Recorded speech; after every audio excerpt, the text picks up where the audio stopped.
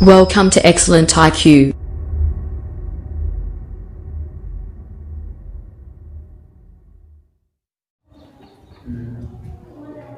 Good morning all of you. सभी बच्चों का एक्सीलेंट IQ में स्वागत है। प्यारे बच्चों, अभी आप सब कोई झारखंड सामान्य ज्ञान से झारखंड राज्य निर्माण की संघर्ष कथा को पढ़ रहे हैं। निश्चित रूप से आपने इसके पूर्व के 5 वीडियो को देख चुके होंगे। आज मैं आपके लिए 6ठा वीडियो लेकर के आया हूँ। बच्चों, 1912 से लेकर के 15 नवंबर 2000 तक की जो संपूर्ण घटनाक्रम है वो आपको बहुत ही किसी भी झारखंड के एग्ज़ाम के लिए एक अच्छा लाभप्रद साबित होगा, क्योंकि इसमें जो फैक्ट लगाया गया है आप लोग के लिए मैं रख रहा हूँ, उस सारे फैक्ट किसी न किसी एग्ज़ाम में पूछ लिए जाते हैं। और ख़ास करके अगर आप झारखंड JPSC, झारखंड CGL सचिवालय का अगर आप तैयारी कर रहे हैं तो निश्चित रूप से आप सारी बातों को आपको जानकारी रखनी चाहिए। प्यारे बच्चों, अभी आप तक आप देख चुके हैं, पिछले वीडियो में मैं आपको बता रहा था कि 1946 की जो घटना थी आपको बता ही दिया कि मैं खूंटी में आम चुनाव हुआ था जिसमें जयपाल सिंह चुनाव में खड़े थे और वो चुनाव को हार गए थे।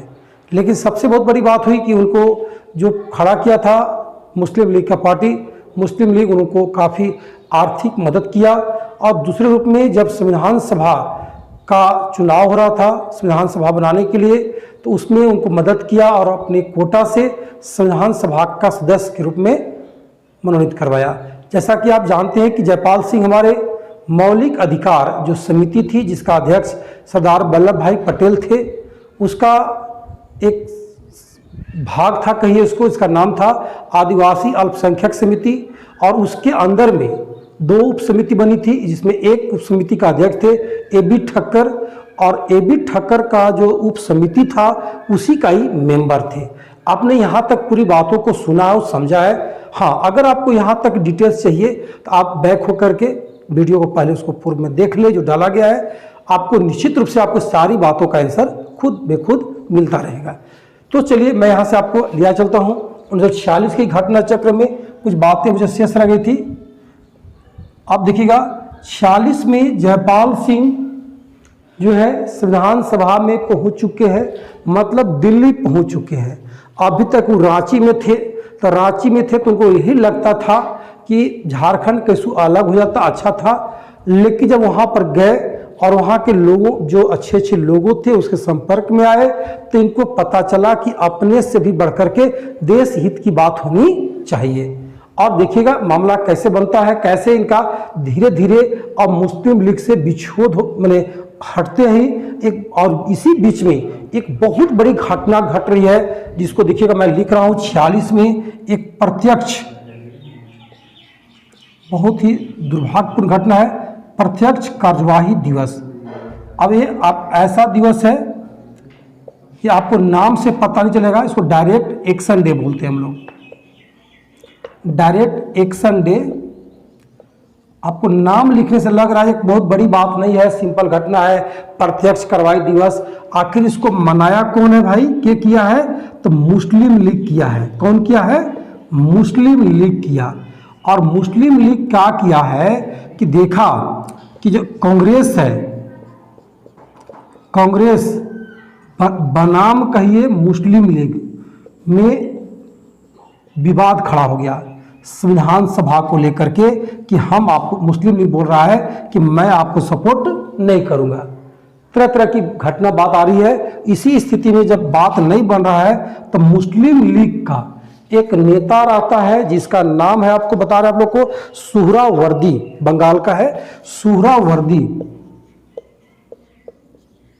इन्होंने क्या किया बताएंगे इसका कारनामा। ये क्या किया है कि बंगाल में ही एक जो है प्रत्यक्ष कार्रवाई दिवस मनाने का फैसला किया जो बाद में पूरे देश में फैला। अब नाम से आपको मैं थोड़ा सा इसको हिंट कर दूं कि नाम है प्रत्यक्ष कार्रवाई दिवस, लेकिन इसमें हुआ का यही था कि मुस्लिम लीग का कहना था कि अब मैं नहीं मानूंगा, जहां भी मुझे हिंदू समाज मिलेंगे, चाहे ऐसा है कि भाई मार पीट मैंने रक्त का बहाव शुरू हो गया। इतनी मार काट हुआ कि विरोध जहां भी देखता कि कांग्रेस जो कोई काम कर रहा है उसका विरोध करो। और इसका जो डेट था 16 अगस्त 1946 था। 16 अगस्त तुम याद रखिएगा, 16 अगस्त 1946 को एकदम प्रत्यक्ष कार्रवाई दिवस मनाया, मुस्लिम लीग बनाया। और समझिए कि मारपीट, कहा कि अगर मैं विरोध करना ही है तो मैं विरोध करूंगा, हम आप एक काम में चले देंगे, जहां भी जो भी मैंने आप अगर कांग्रेस द्वारा कोई काम हो रही है तो उसका विरोध। मैं बता दूं इसका इंटरनली बात यह है कि पूरा मारपीट मैंने जो नहीं सोचे होंगे, जो नहीं होना था वो काम उन्होंने किया और अपनी बातों को विरोध के रूप में दर्ज कराया। अब जब ये घटना घट गई तो समझिए कि इसमें इतने लोग मारे गए कि एक व्यक्ति है जिनका नाम है आपको अबुल कलाम आज़ाद। क्या नाम, उनका नाम है अबुल कलाम आज़ाद, नाम याद रखिएगा, अबुल कलाम आज़ाद। एक व्यक्ति है आज़ाद, ध्यान रखिएगा आज़ाद है। इन्होंने एक पुस्तक लिखा है, इन्होंने क्या लिखा है, एक पुस्तक लिखा है, India wins freedom, India wins freedom किताब लिखा है। और उस किताब में इस घटना का इनका किया है, वर्णन किया है। किस घटना का? प्रत्यक्ष कार्यवाही दिवस का। और प्रत्यक्ष कार्य दिवस का किया है, घटना वर्णन किया और नाम दिया है इस तारीख को काला दिन। कहा कि भारत इतिहास का ये जो है सो काला दिन माना है। कहिया? 16 अगस्त 1946 को जो प्रत्यक्ष कार्रवाई दिवस या कार्यवाही दिवस हुआ था उसको काला दिन का संज्ञा दिया है। कौन? अबुल कलाम आज़ाद। इसको याद किया। अबुल कलाम आज़ाद के बारे में आपको बता दें कि उन्होंने इंडिया विंस फ्रीडम किताब को लिखा है। कभी कभी बाय नेम पूछ लेगा कि इंडिया विंस फ्रीडम किताब को किसने लिखा, तो अबुल कलाम आज़ाद। और उसकी मैं यहाँ चर्चा इसलिए किया हूँ कि इन्होंने इस किताब में क्या किया है, प्रत्यक्ष कार्यवाही दिवस का वर्णन किया है और उसको भारतीय इतिहास में काला दिन कहा है। तो कई प्रकार से पूछ सकता है। ये मुस्लिम लीग द्वारा किया गया था कार्यवाही दिवस। आपको कांग्रेस से बनाव नहीं रहने के कारण उसका विरोध करने के लिए ऐसी घटना का अंजाम दिया गया। यहाँ तक आप आराम से इसको समझ गए होंगे। अब मैं यहाँ से जब ये घटना घट गई और इतनी मारपीट हुआ, मुस्लिम भाई जो है आदिवासी या अन्य को नहीं पहचाना, जहीं जो मिला वहीं पे जो कांड घटना है, मारपीट जो कहिएगा किया गया। इससे आपको और लोगों को थोड़ा सा और बल मिला अलग होने का कि भाई देखिए यह समझ में आया आदिवासियों खासकर जयपाल सिंह को कि ये जो मुस्लिम लीग पार्टी है इसको अपना से मतलब है, हमसे कोई मतलब इसको नहीं है। हमको सपोर्ट इसलिए कर रहा है कि जब कांग्रेस को परेशान कर सके, यानी देश हित के लिए या उचित नहीं है। तब उसी समय से हम कहेंगे जयपाल सिंह का जो मोहभंग है, मोहभंग हुआ है किससे? मुस्लिम लीग से, मतलब संबंध अच्छा नहीं रहा। तो यहाँ से पूछ सकता है कि जयपाल सिंह का मुस्लिम लीग से मोहभंग कब हुआ? तो 46 की घटना से। कौन घटना से भाई? तो प्रत्यक्ष कार्रवाई दिवस से। बंगाल में इसका नेतृत्व कौन किया था? तो सुहरावर्दी ने किया था। यहाँ तक इसको आराम से आप इसको समझे होंगे। अब मैं आपको आगे बताता हूँ कि आगे घटना चक्र कैसे आगे बढ़ती है। देखिएगा एकदम बिल्कुल जयपाल सिंह का जो मैटर है और बदल रहा है, उनका दिमाग में परिवर्तन आ चुका है। अब उनको लगने लगा है कि देश के सामने झारखंड कुछ नहीं है, सबसे पहले देश की भलाई होनी चाहिए। अगर देश आज़ाद मिलेगा तो निश्चित रूप से झारखंड में मिलेगा। हम इसके लिए झारखंड के आड़ में मैं पूरे देश का विरोध नहीं करूंगा, ऐसे उनके दिमाग में आने लगा है। क्योंकि वो जब दिल्ली पहुंचे हैं तो कई बड़े बड़े नेताओं के भी संपर्क में आए होंगे, जो उनका माइंड वॉश हुआ होगा और उनको समझ में आया होगा।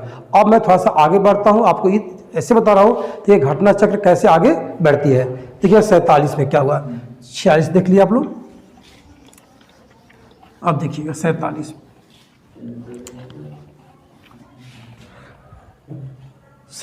में क्या होता है कि रांची में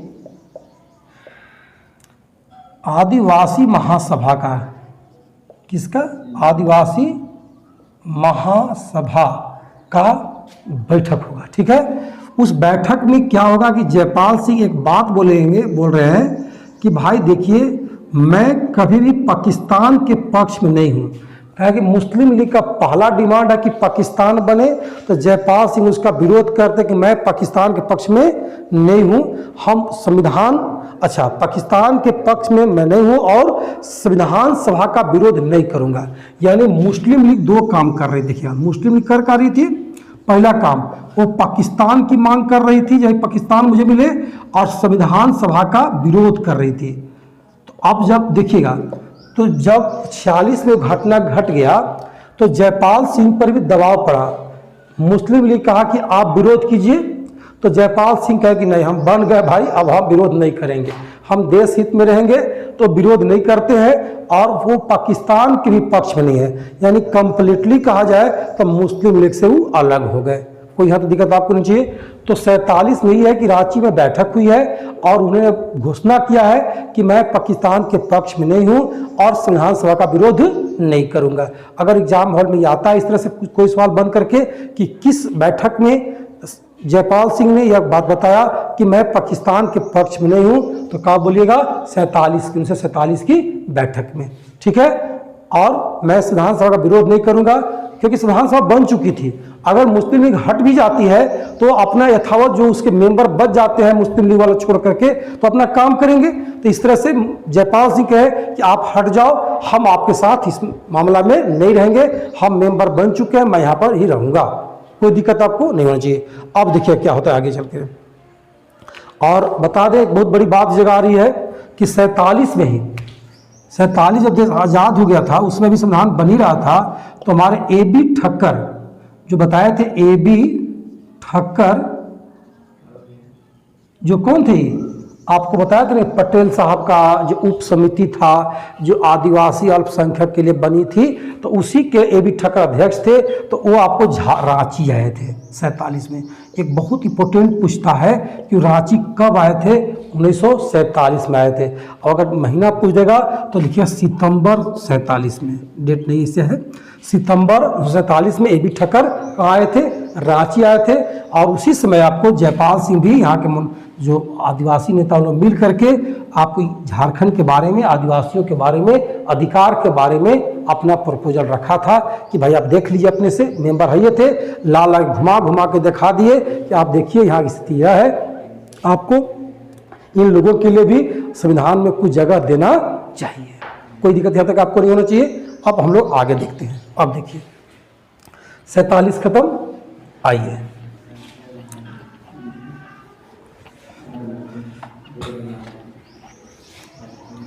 1948 देखिए क्या होता है।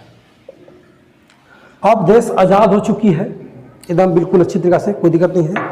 और अब आपको देश में धीरे धीरे ये मामला हो रही है, ध्यान रखिएगा कि जो अंग्रेज के अधीन राज थे, अंग्रेज जो ब्रिटिश के अधीन थे, अधीन जितने भी राज थे उस सारे के सारे भारत को हस्तांतरित हो गए। मैंने भारत को हस्तांतरित का मतलब ये होता है कि भारत को उनको दे दिया गया। आपको पता ही होगा कि 47 देश आज़ाद कैसे हुआ है, उन्होंने ट्रांसफ़र किया है, पावर जो थी वो भारत को ट्रांसफ़र कर दिया। तो भाई जब ट्रांसफ़र कर रहा था तो वैसे चीज़ को ट्रांसफ़र किया जो उसके पास था, और जो उसके पास था ही नहीं उसको ट्रांसफ़र तो नहीं कर पाएगा। इसीलिए बता रहे आपको कम से कम 500 रियासत समझिएगा, 500 रियासत, ऐसे लिखे, देसी रियासत लिखते हैं, देसी रियासत। मतलब ये हुआ कि जो प्रिंसली स्टेट थे, माने अभी भी राजा के अधीन थे, राजा के अधीन थे।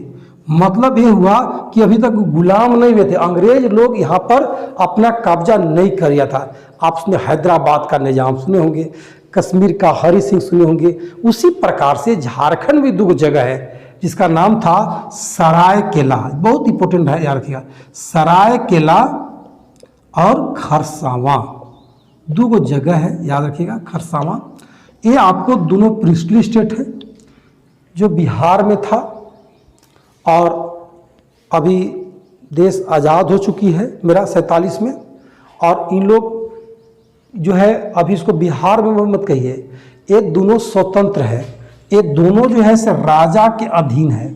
अब देश आज़ाद हो गया है और एक व्यक्ति है जिनका नाम है सरदार वल्लभ भाई पटेल, उनको जिम्मेवारी मिला है कि भाई आप देसी रियासत को मिलाइए, और वो डंडा मार मार के, एकदम विश्वास नहीं कीजिएगा, जो नहीं मिलना चाहता था सैनिक कार्रवाई करके आपको जो बीच क्षेत्र में पड़ता था उसको आपस में मिला लेते थे। मैं कभी आपको हैदराबाद निजाम का कहानी सुनाऊंगा अलग से, और कश्मीर का तो पता चल जाएगा कि कश्मीर की जो हमारे पास जो कश्मीर का मुद्दा है वो कैसे पैदा हुआ है, ये आपको समझ में आ जाएगी। छोड़िए, मैं यहाँ पर बैक होता हूँ, बताता हूँ झारखंड क्षेत्र के लिए कि सरायकेला खरसावां ये दो प्रिंसली स्टेट है और ये आज़ाद नहीं हुआ। ये रह गया किसके पास? अंग्रेज के पास था।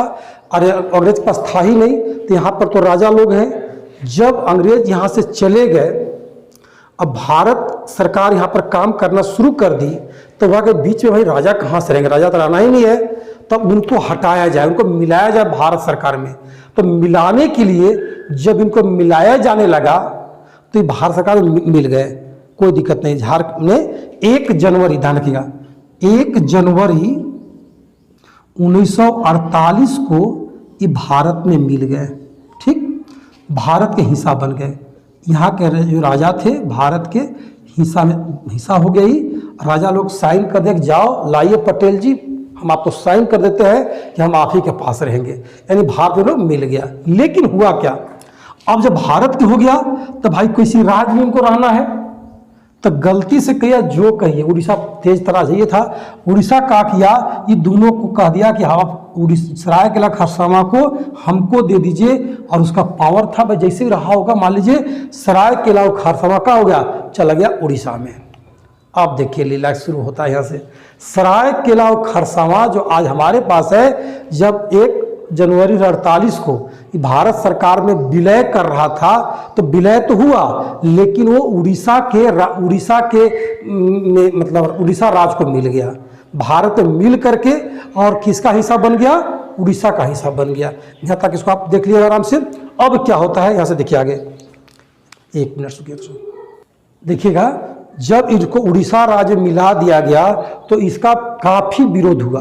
अब यहाँ के लोग जो थे, सरायकेला खरसावां के लोग थे, वो आपको बिहार में रहना चाहते थे। कहे कि ठीक है, मैं भारत में मिला लेकिन मुझे बिहार का हिस्सा, मतलब झारखंड का हिस्सा बनना चाहिए, क्योंकि हमारी कल्चर, हमारी सभ्यता बिल्कुल यहाँ से मेल खाती है, मैं उड़ीसा क्यों जाऊँगा। अब इसके चलते काफ़ी मैंने विरोध हुआ, और यहाँ के आदिवासी लोग का किए एकदम काफ़ी मैंने गहमा गहमी रहा, और काफ़ी तरीका से विरोध लगा। फिर जगह जगह पर मीटिंग, जुलूस, रैली लगा निकलने, और भाई उड़ीसा सरकार के खिलाफ, भारत सरकार के खिलाफ इन्होंने काफ़ी नारा बुलंद किया कि मुझे जितना जल्दी हो कहाँ करो, बिहार में ही शामिल करो, क्योंकि हम लोग कहाँ रहेंगे, बिहार में ही रहेंगे। इसीलिए जानने का होता है, इसके विरोध में खरसावां, याद रखिएगा, बहुत इंपॉर्टेंट लाइन है, खरसावां हाट बाजार, खरसावां हाट में ना, हाट बाजार नहीं, खरसावां हाट कहिएगा, खरसावां हाट के मैदान में, ऐसे लिख लीजिए, हाट के मैदान में काफ़ी लोग, हजारों लोग जमा हो गए। किसके विरोध में भाई? कि हमको उड़ीसा में नहीं रहना है, हमको जीत। इसको देखिए मैं साफ कर रहा हूँ, आप इसका स्क्रीनशॉट ले सकते हैं या फिर आप आगे बाद में मैनेज कीजिएगा। देखिए हजारों लोग जमा हो जाते हैं यहाँ पे, और जमा हो करके इन लोग करते क्या है कि उड़ीसा सरकार का बहुत बड़ा विरोध करते हैं। तो विरोध करते समय यहाँ बात आई है कि यहाँ पे जयपाल सिंह को बुलाया गया कि आप जयपाल जी, आप जितना जल्दी हो आप इस मीटिंग में आइए। लेकिन जो भारत सरकार है, बिहार सरकार, उसमें मान यहाँ कहिए, और किसी सरकार इनको अनुमति नहीं दिया, कहा कि आप मीटिंग में नहीं जा सकते हैं। इनको रोक लिया गया, समझिए मोटा मोटी।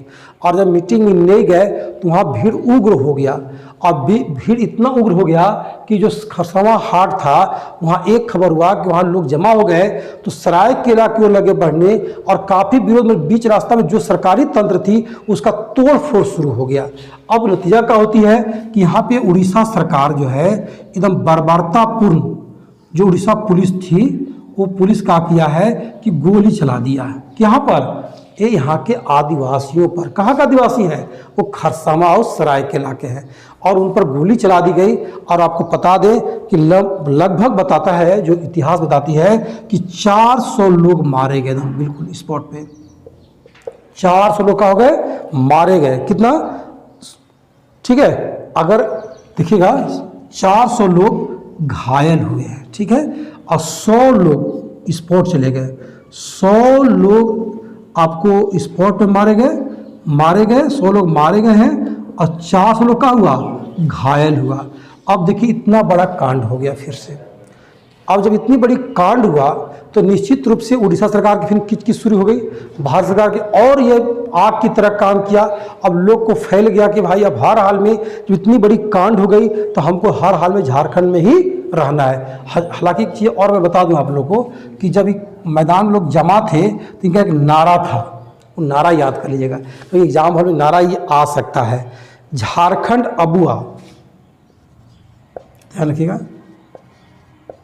झारखंड अबुआ मतलब झारखंड मेरा है, झारखंड अबुआ मेरा है, उड़ीसा जारी कबुआ, उड़ीसा जारी कबुआ। अब इसका ए मीनिंग समझिएगा, ए मीनिंग आराम से कि झारखंड अबुआ में झारखंड मेरा है, उड़ीसा जारी कबुआ वो मुझे कबूल नहीं है, मैंने उड़ीसा राज हम लोग के कबूल नहीं है। इन लोगों का नारा था, ठीक है, और उन लोग नारा लगा रहा था मरांग गोमके की जय। देखिएगा ये हो गया, एक नारा और था मरांग गोमके, मारंग गोमके की जय। थोड़ा सा इसको आप दिमाग से याद कर जाए। तो कहने का मतलब है कि राज निर्माण जब चल रही है तो आपको सरायकेला खरसवां उड़ीसा में चला गया है, उसका विरोध हो रहा है, खरसवां हाट में विरोध हुआ है, हजारों लोग जमा है, उड़ीसा पुलिस आती है, गोली चलाती है, 100 लोग स्पॉट मर गए, 400 घायल हो गए।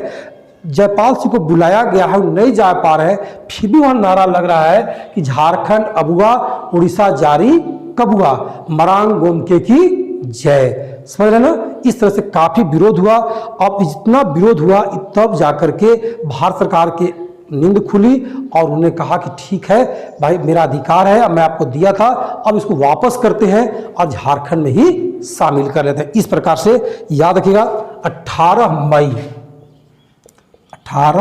मई कहिया 1948 को इसको फिर से झारखंड क्षेत्र में क्या किया गया, शामिल कर लिया गया। अब इसको याद रखना, 18 मई 1948 को। आपको डेट बताइए दिए थे हम लोग कि 1 जनवरी, देखिएगा 1 जनवरी 1948 को भारत का स्टेट बना था और स्टेट बन के कहाँ चला गया था, उड़ीसा में। 18 मई फिर आ गया ही झारखंड में। इस तरह से कंप्लीट 139 दिन, कहीं कितना दिन, 139 दिन ये कहाँ रहा, उड़ीसा में। उसके बाद झारखंड का हिस्सा बना। आप इसको जरूर दिमाग में बना करके रखिएगा। हाँ, एक बहुत बड़ा स्टेटमेंट ध्यान रखिएगा, राम मनोहर लोहिया जो समाजवादी नेता थे, राम मनोहर लोहिया, जब इस घटना को सुने सर तो उनके दिल में इतना चोट पहुंचा, दर्द पहुंचा कि उन्होंने एक बात बोला है, कहा कि ये जो घटना घटी है आज़ाद भारत का जलियांवाला बाग की घटना है। माने राम मनोहर लोहिया का बोले हैं कि जो कौन घटना, खरसवां हाट मैदान का जो घटना घटी है उसको तुलना किससे की है, आज़ाद भारत का, आज़ाद भारत का कहाँ, जलियांवाला बाग की घटना है। आप सोच लीजिए कि अगर आपसे पूछ देगा, घुमा के पूछ दे कि राम मनोहर लोहिया किस घटना से तुलना किए हैं, तो बोलिएगा आप लोग आज़ाद भारत का जलियांवाला बाग की घटना से। कौन घटना को, तो खरसवां हाट मैदान के। कब घटी थी, 1948 में। क्यों घटी थी, सरायकेला खरसवां को उड़ीसा दे दिया गया था और उड़ीसा में लोग जाना नहीं चाहते थे, विरोध कर रहे थे, इसीलिए उनको वापस ला करके पुनः झारखंड में रखा गया है। 139 दिन के बाद इसको वापसी हुई है। ठीक है, अब मैं आपको 1948 देख लिया, अब देखते हैं 49 में, देखते हैं जो कौन सी घटना घटी। देखिएगा 1949 में कोई बहुत बड़ी बात नहीं है, छोटी सी बात समझिएगा। यहाँ तक आप लोग उसको देख लीजिएगा और इसको स्क्रीनशॉट ले लीजिएगा, नोट्स बनाइएगा। निश्चित रूप से आपको 1 बाय वन करके, स्टेप बाय स्टेप करके आपको इसको समझना चाहिए। अगर आप रियली में झारखंड जेपीएससी का तैयारी करना चाहते हैं तो आप इसको ज़रूर इसको मैनेज कीजिएगा और नोट्स बनाइएगा, तभी जा कर के आपको क्लियर होगी। क्योंकि आप देख लीजिएगा कि छठा जेपीएससी में क्या दशा हुई है। जो लोग कम नंबर से पास हुए थे पीटी में, उनका मेंस एग्ज़ाम हुआ, वो आपको एग्ज़ाम भी मेंस एग्ज़ाम का कॉपी जांच नहीं हुई, उनको अलग कर दिया गया। तो प्यारे बच्चों, अगर करना है, तैयारी करनी है तो फिर बिल्कुल मन से करना है। देखिए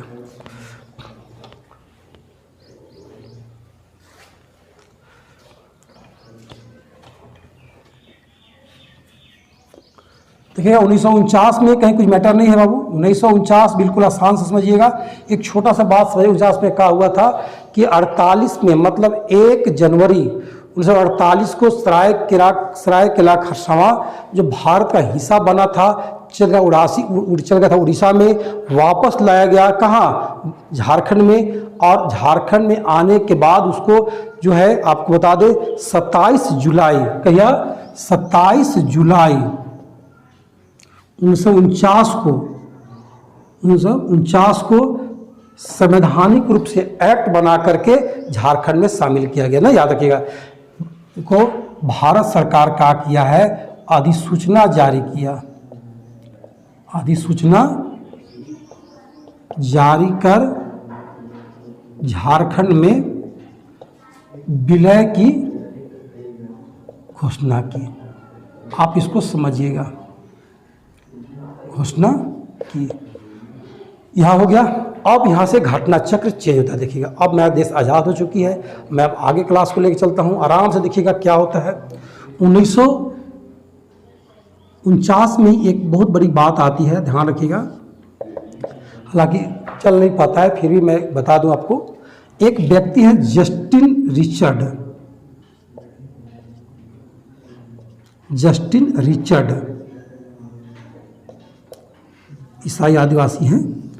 इनके दिमाग में आता है कि भाई देश आज़ाद हो गई है और झारखंड पार्टी ये आदिवासी महासभा है, ये बहुत बड़ा काम नहीं कर पा रहा है। जयपाल सिंह ने उनका वर्चस्व उतना नहीं दिख पा रहा है, तो मैं क्यों एक पार्टी बनाऊं। उनके दिमाग में बात आया और एक उन्होंने पार्टी बनाया है और उस पार्टी का नाम रखा है यूनाइटेड झारखंड पार्टी। ध्यान रखिएगा, यूनाइटेड झारखंड पार्टी बना लिया कहीं 1949 में। ठीक है, ये पार्टी बना लिया 1949 में, एकदम बिल्कुल आसान समझिएगा, कहीं कोई मैटर नहीं है। फिर भी आपको समझना चाहिए कि पार्टी को इन्होंने बना दिया 1949 में और एक अलग पार्टी बना करके अपनी बातों को मजबूती से रखने का प्रयास किया। कि अब देखिएगा झारखंड आदिवासी महासभा नाम से लग रहा है कि आदिवासी का पार्टी है, लेकिन यूनाइटेड झारखंड पार्टी लग रहा है कि एक बड़ा पार्टी है, सबको मिला के बनाएगा। अब पूरी कंप्लीट झारखंड का ही पार्टी है। ठीक है, तो इस तरह से हम लोग देखेंगे। देखिएगा आप लोग, जस्टिन रिचर्ड साहब ने यूनाइटेड झारखंड पार्टी का गठन किया है, एकदम ठीक ठाक है। लेकिन ये बात आपको जयपाल सिंह जैसी सुनते हैं कि झारखंड में एक पार्टी और बनी है, तो जयपाल सिंह के दिमाग में एक बात आता है कि अब मेरा पार्टी कहीं कमज़ोर ना पड़ जाए या हमको मैंने थोड़ा सा परेशानी मत हो जाए। इसके लिए उन लोग क्या किया है कि दोनों मिल कर एक बैठक कर लेते हैं, कहते दोनों मिल के हम लोग काम कर लेंगे। देखिएगा 1949 में बनी यूनाइटेड झारखंड पार्टी का और जयपाल सिंह के आदिवासी महासभा का पार्टी का 49 में ही, ध्यान रखिएगा 49 में ही आपको 31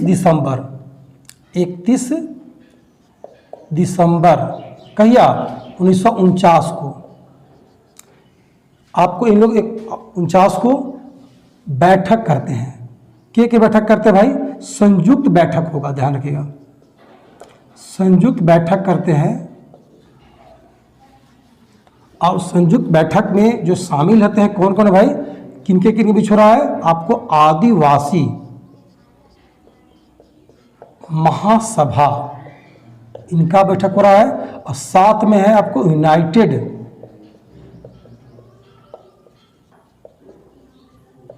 झारखंड पार्टी।